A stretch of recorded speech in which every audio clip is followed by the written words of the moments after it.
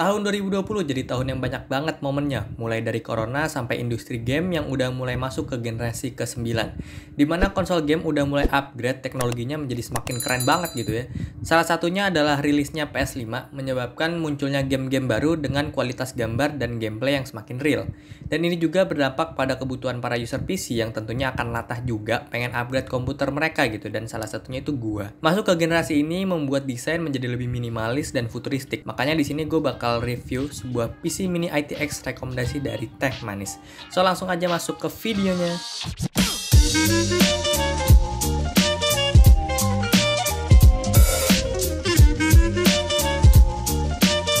Di video ini gue agak akan bahas secara detail spek dari setiap komponennya. Gue akan jelasin secara keseluruhan biar bisa ke-recap semuanya. Untuk detail setiap komponen nanti gue akan bikin videonya sendiri. Kita bahas dari tampak keluar PC terlebih dahulu. Alasan gue pilih PC Mini ITX ini untuk mendukung ruang kerja gue yang kecil dan memang selera gue itu suka yang minimalis. Ukurannya yang compact nggak bikin ruangan kelihatan jadi sempit gitu ya. Pemilihan warna putih dan adanya tempered glass bikin suasana jadi lebih clear dan kalem. Casing dari NZXT dengan tipe H210 menjadi pilihan gue untuk build PC Mini ITX ini. Gue suka dari desainnya dan ruang yang tersedia ini bisa dimanfaatkan sebaik mungkin.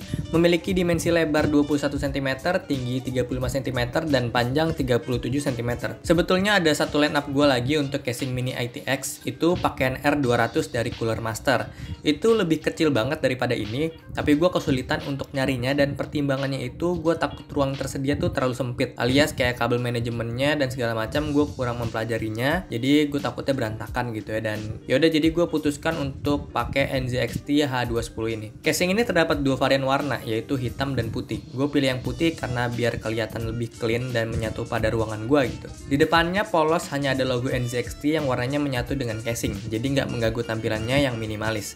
Lalu di samping bagian front panel terdapat ventilasi yang berguna untuk sirkulasi ketika dipasang front cooling. Tempered glass di sisi kiri dan di sisi kanan terdapat solid case yang di dalamnya itu ada ruang kabel manajemen. Di bagian top panel terdapat satu ventilasi untuk cooler dan I/O port. I/O portnya sendiri terdapat switch, terus ada USB 3.1 Type A dan 3.1 Type C, dan terdapat audio jack 3,5 mm. Tapi USB 3.1 Type C ini gue nggak bisa pakai karena motherboard gue nggak mendukung adanya slot Type C. Untuk slot penyimpanan casing ini terdapat slot untuk ukuran 3,5 inch satu buah di bagian bawah.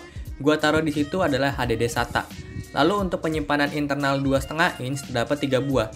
Tapi kalau kalian nggak pakai ukuran yang 3,5 inch tadi, bisa dialihin jadi ke 2,5 inch. So maksimal untuk ukuran 2,5 inch ada 4 slot. Untuk PCI, casing ini terdapat 2 slot. Di sini gue pakai untuk motherboard dan GPU. Pembelian casing ini juga dilengkapi dengan 2 fan standar untuk panel atas dan panel belakang. Di bagian panel depan terdapat 2 slot untuk kalian pasang cooler tambahan. Tapi sayang kalau kalian pakai cooler tambahannya itu RGB, ini nggak bisa kelihatan RGB-nya karena panel depan dari casing ini tidak transparan.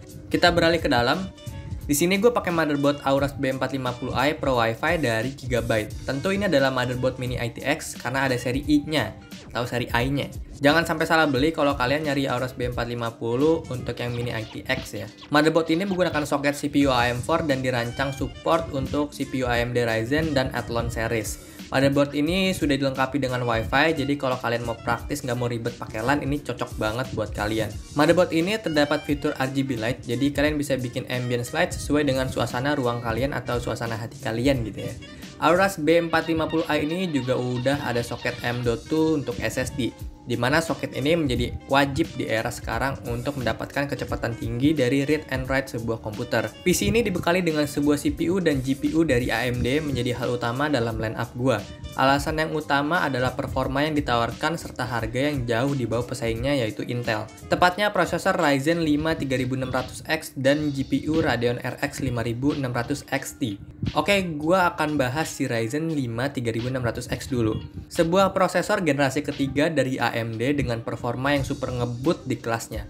Jadi gue pilih 3600X karena menurut gue ini udah cukup banget untuk memenuhi lineup gue dan ini masuk dalam budget intinya ya. Dan BTW, FYI aja nih, si AMD baru kemarin itu sudah memperkenalkan seri 5000-nya gitu ya. Ya gue makin kesel aja gitu, baru juga jadi yang ini 4000 belum keluar, udah ada 5000 gitu. CPU ini memiliki 6 core 12 thread dengan base speed 3,8 GHz. Berdasarkan situs resmi AMD.com, CPU ini bisa sampai 4,4 GHz kalau saat di overclocking. CPU ini gue pilih karena menurut gue ini paling bisa dijagokan di kelasnya dari harga yang murah tapi performanya tuh nendang banget ya kan. Sudah terdapat cooler juga dalam paket pembelian CPU ini. Untuk performa nanti akan gue rangkum di akhir video bersama hasil kolaborasi dengan GPU-nya. Beralih ke komponen penting dalam processing grafis yaitu sebuah GPU AMD Radeon RX 5600 XT merek Sapphire. GPU dengan VRAM 6GB GDDR6. Tentu sudah support AMD Radeon software dan FreeSync pada GPU ini. GPU ini support PCIe 4.0, tapi di sini gue memiliki kekeliruan di mana PCIe motherboard gue itu masih 3.0. Walaupun memang nggak fatal, tapi sayang aja kalau nggak memaksimalkan fitur dari RX 5600 XT ini. Lanjut, untuk penyimpanan dari PC ini gue pakai segala jenis memori gitu ya, serakah atau ya sebenarnya pengen ngirit sih. Pertama, untuk volatile memory di sini ada RAM 16GB DDR4 dual channel dari G.Skill Trident Z RGB series. Bener nggak tuh? Kurang lebih gitu ya. Ini kalian bisa langsung beli yang paketan dual channel. Alasan gue pakai dual channel karena untuk mendukung performa dari CPU Ryzen 3600X yang akan optimal di memori dual channel. RAM ini memiliki speed 3600 MHz. Sebenarnya untuk Ryzen 5 3600X sendiri memiliki speed RAM 3400 MHz itu udah cukup gitu ya. Pemilihan series RGB di sini karena biar menambah ambience dari PC ini, karena komponen lainnya nggak ada yang RGB gitu ya. Yang RGB cuman RAM sama mobo gue aja, dan ujung-ujungnya gue juga nggak aneh-aneh karena gue nggak pakai warna yang lain-lain, nggak pakai warna RGB, gue cuman pakai warna putih doang. Karena emang maunya simple aja gitu. Ini kalau Sapphire gue bisa ganti putih juga pasti gue ganti putih, sayangnya dia nggak bisa gue ganti gitu ya. Untuk media penyimpanan non volatile gue pakai satu SSD M.2 256GB dari Adata XPG SX 8200 Pro. Lalu ada satu SSD SATA 512GB dari Team Group dengan tipenya itu gue pakai EX2 ya, EX2 gitu. Kemudian ada HDD 2TB dari WD Blue. Ketiga memori tersebut gue peruntukkan untuk hal yang berbeda tentunya. SSD M.2 untuk sistem, berguna untuk biar booting ke Windows tuh biar cepet gitu ya. Dan SSD SATA di sini gue pakai untuk khusus game dan aplikasi-aplikasi mendukung untuk gue produksi ya.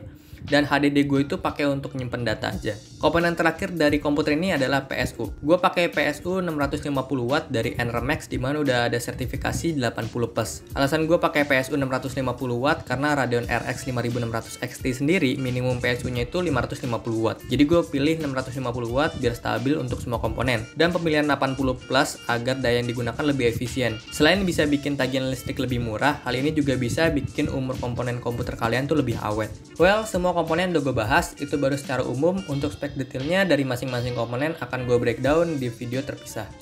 Terakhir gue akan kasih unjuk performa dari PC ini. Untuk FIFA 21 dengan settingan Ultra 1080p saat kondisi crowded di depan gawang, konsumsi CPU mencapai 38% dengan besaran daya 42W. Dan untuk GPU mengkonsumsi 53% dengan daya 37W. Untuk RAM dibutuhkan 8GB di kondisi tersebut. Komputer ini dapat di 75 fps. Di sini gue emang nge-lock FPS FIFA-nya di 75 fps. Karena FIFA itu kalau nggak di lock malah nge-lag, gue nggak tahu kenapa, emang itu bawaan dari FIFA-nya dan hasilnya emang stabil di 75 fps terus. Tes PUBG Lite di settingan Ultra 1080p. Di sini gue tes langsung ketika baru turun dari pesawat. Emang itu adalah kondisi di mana FPS pasti drop. Komputer ini turun sampai 52 fps, lalu mulai naik ke 70 sampai 80 fps ketika lagi terjun. Pas udah buka parasut dapat di 90 hingga 110 fps dan saat gameplay udah stabil juga di 90 hingga 110 fps juga.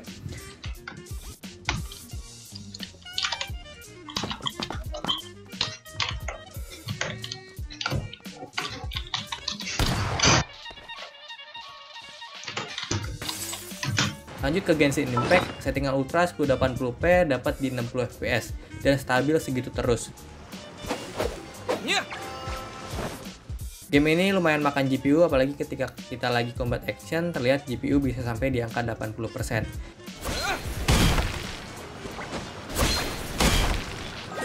Kita lanjut coba render video di Premiere Pro. Untuk video durasi 8 menit dengan settingan 1080 30 fps preset medium bitrate tercatat membutuhkan waktu sekitar 3 menit untuk menyelesaikannya. Lanjut kita ke benchmark. Pertama menggunakan software 3D Mark mendapat FPS di kisaran 20 sampai 30 fps. Dan untuk skor yang didapat ada di 6.943 points. Untuk compare secara global berada di bawah gaming PC tahun 2020 dan di atas gaming laptop 2020. Saat tes benchmark ini gue juga sambil screen record, ini juga bisa mempengaruhi hasil dari benchmarkingnya. Untuk software kedua gue pakai Cinebench mendapat skor 3492 points ketika sambil screen record. Dan ketika nggak sambil screen record itu dapat di 3589 poin. Statistik menunjukkan CPU ini lebih baik daripada Intel Xeon E5 2697 dan lebih baik daripada Ryzen 7 1700X. Untuk rincian harga dari PC ini sebagai berikut dan kalian bisa juga catat untuk lebih detailnya apa-apa aja yang gue beli dan yang digunakan di komputer gue ini. Kalian juga bisa cari alternatif lain, misalnya merek lain atau keluaran lain yang sekiranya bisa meminimalisir budget kalian gitu ya. Dan sesuaikan aja dengan kebutuhan serta budget kalian. Dan terakhir gue akan ngasih unjuk sebuah easter egg ya, dimana ini salah satu yang jadi primadona gue juga dalam merakit PC ini. Gue suka banget sama keyboard yang gue beli ini. Jadi ini keyboard yang sangat enak banget menurut gue dan gue akan bahas di video selanjutnya. Jadi itu aja hal yang gue bisa sharing ke kalian untuk saat ini. Sekali lagi terima kasih udah nonton video ini. Kalau kalian ada kritik, saran, pertanyaan, dan info mengenai isi konten channel ini, bisa langsung komen di kolom komentar di bawah agar kita bisa sharing dan bertukar ilmu pengetahuan agar lebih bermanfaat untuk kita semua. Silahkan like kalau kalian mendapat pengetahuan baru dan dislike kalau konten ini kurang bermanfaat. Serta subscribe dan nyalakan tombol notifikasi sebagai dukungan kalian terhadap channel ini. Gue Okto dan sampai ketemu di video selanjutnya. Terima kasih.